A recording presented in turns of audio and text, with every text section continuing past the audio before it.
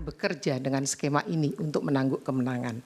Dan politik populis memakai prinsip skema ini untuk menyederhanakan penalaran politik kerakyatan yang seharusnya berwibawa, kompleks, mempertaruhkan nilai-nilai kolektivitas untuk akhirnya menjadi semata-mata rekayasa kemenangan.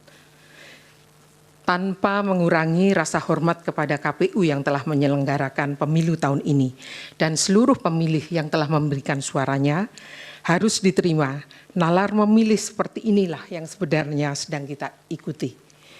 One man, one vote, dan perspektif individual.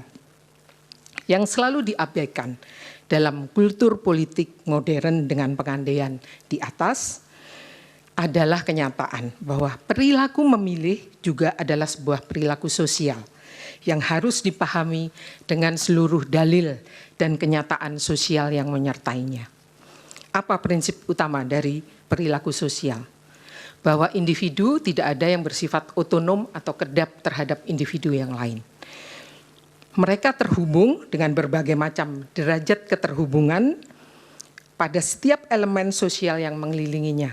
Bisa pada level individual, bisa level keluarga, suku, agama, kepercayaan, adat, konflik, bahkan segregasi, atau bahkan untuk kita orang Asia yang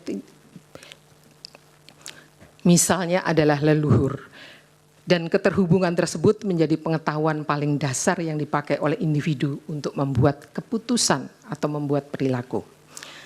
Artinya apa? Artinya perjalanan hidup setiap individu sebagai bagian dari sebuah masyarakat, kelompok atau bangsa akan berpengaruh pada apapun perilakunya, termasuk berpengaruh pada perilaku individu yang lain.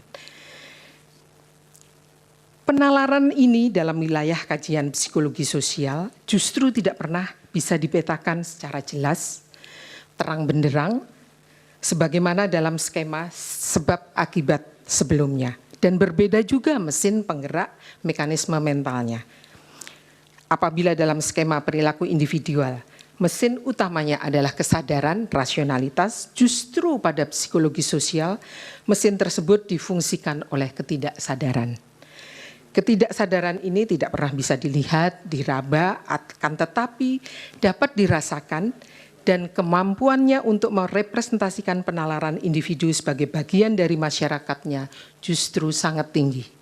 Dan oleh karenanya, walaupun setiap individu bisa menempuh perjalanan atau pengetahuan terjauh sekalipun, watak sosialnya akan selalu melekat. Orang Indonesia yang besar dan tumbuh di Indonesia, walaupun dia tinggal di kutub utara, dia akan membawa nalurinya, ketidaksadarannya. Demikian pula sebaliknya. Ketidaksadaran ini yang kita sebut sebagai identitas individu sekaligus identitas sosial. Dan inilah keadaan yang selalu membuat setiap individu merasa aman sekaligus tidak aman secara psikologis.